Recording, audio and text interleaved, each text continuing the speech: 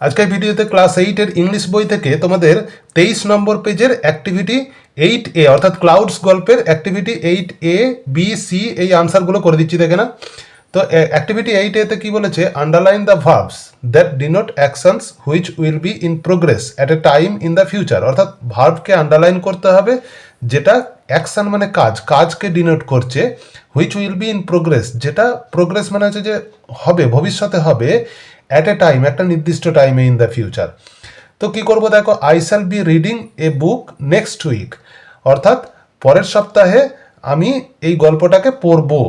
তাহলে ফিউচারে বোঝাচ্ছে, ভবিষ্যতে বোঝাচ্ছে কোন ওয়ার্ডগুলোর দ্বারা না, দেখো শ্যাল বি রিডিং, এই যে শ্যাল বি রিডিং এই তিনটে ওয়ার্ড দিয়ে বোঝাচ্ছে কি না, এটা ফিউচারে প্রোগ্রেস হবে, অর্থাৎ ভবিষ্যতে আমি পড়বো মানে ফিউচারে প্রোগ্রেস হবে।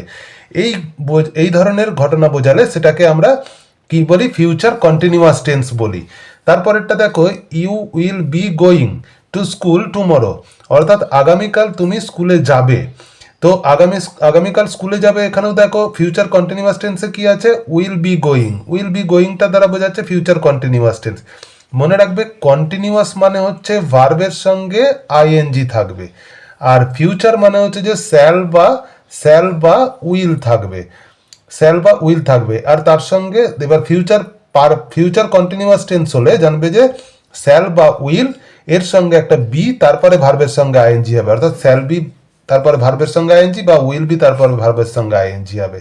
তাহলে you will be going to school tomorrow, এখানে উইল বি গোয়িংটা হবে ফিউচার কন্টিনিউয়াস টেন্স। তারপরে they will be visiting our house next month, এখানেও হবে কি উইল বি ভিজিটিং, কারণ আগেই বললাম যে উইল হবে, বি হবে, তারপরে ভার্বের সঙ্গে আইএনজি হবে, এটা হবে ফিউচার কন্টিনিউয়াস টেন্স। নেক্সট আসছি অ্যাক্টিভিটি 8B।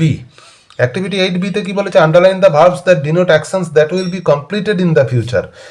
তো এখানে যে ভার্ব দ্বারা অ্যাকশন কাজ বোঝাচ্ছে সেটা কমপ্লিটেড হবে মানে শেষ হয়ে যাবে ফিউচারেতে। আগেরটা যেমন বলেছিল যে ভবিষ্যতে চলতে থাকবে, ওটা ফিউচার কন্টিনিউয়াস টেন্স, আর এটা ফিউচার করে ভবিষ্যতে শেষ হয়ে যাবে, এটাকে বলবো আমরা ফিউচার, এটা কি বলবো, ফিউচার পারফেক্ট টেন্স বলবো। তাহলে ভবিষ্যতে শেষ হয়ে গেলে কাজটা, সেটাকে বলো ফিউচার পারফেক্ট টেন্স। ভবিষ্যতে চলতে থাকবে বোঝালে ফিউচার কন্টিনিউয়াস টেন্স। তাহলে এখানে কি হবে, I shall have written the story by then, তাহলে কি হবে এখানে শ্যাল হ্যাভ রিটেন, এইটা হয়ে যাবে ফিউচার পারফেক্ট টেন্স। তারপরে he will have left before you go to see the doctor, অর্থাৎ হি উইল হ্যাভ লেফট সে ছেড়ে চলে যাবে, before you go to see the doctor তুমি ডক্টরকে ডাকতে যাওয়ার আগেই। তাহলে উইল হ্যাভ লেফট এইটা হয়ে যাবে future perfect tense. Next, you shall have gone to the fair, তুমি মেলায় যাবে ভবিষ্যতে। তো তাহলে এখানে শ্যাল হ্যাভ গন এইটা হয়ে যাবে ফিউচার পারফেক্ট টেন্স।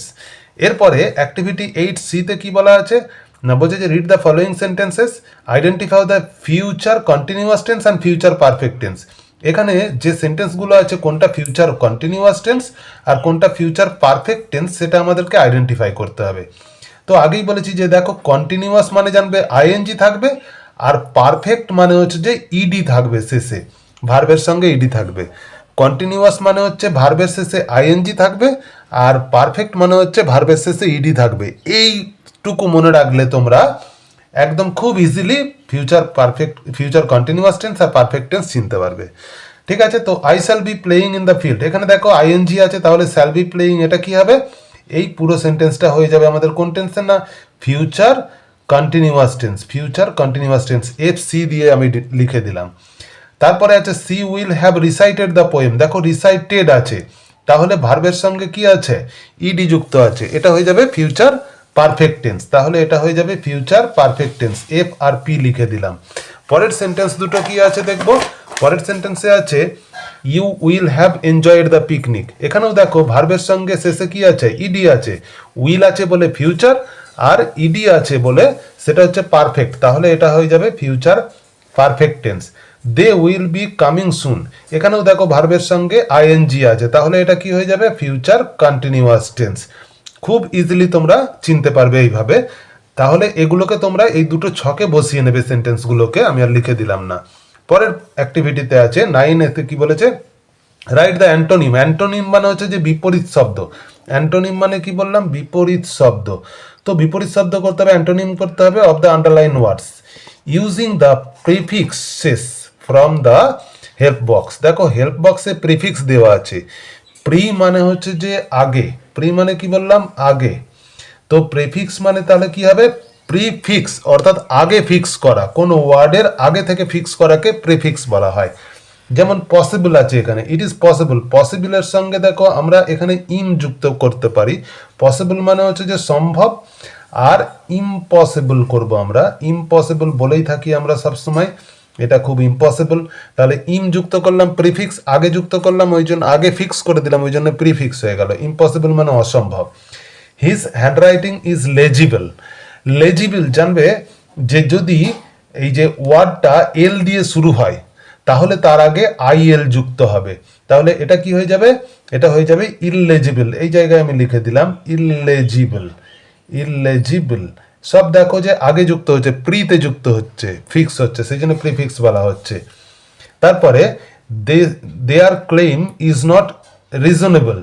রিজনেবল এর সঙ্গে কি যুক্ত হবে, আন যুক্ত হবে। এই যে আন আছে, আনরিজনেবল হয়ে যাবে, আনরিজনেবল হয়ে যাবে। তাহলে তারপর কি হবে, হি বিলিভস হিজ ফ্রেন্ড, সে তার বন্ধুকে বিশ্বাস করে, বিলিভস। তো বিলিভস এর আগে আমরা কি যুক্ত করতে পারি না, ডিসবিলিভ। তো ডিসবিলিভস, BILIEVES, বিলিভস হয়ে, ডিসবিলিভস হয়ে যাবে। এইভাবে তোমরা খুব সহজে আনসারগুলো করতে পারবে।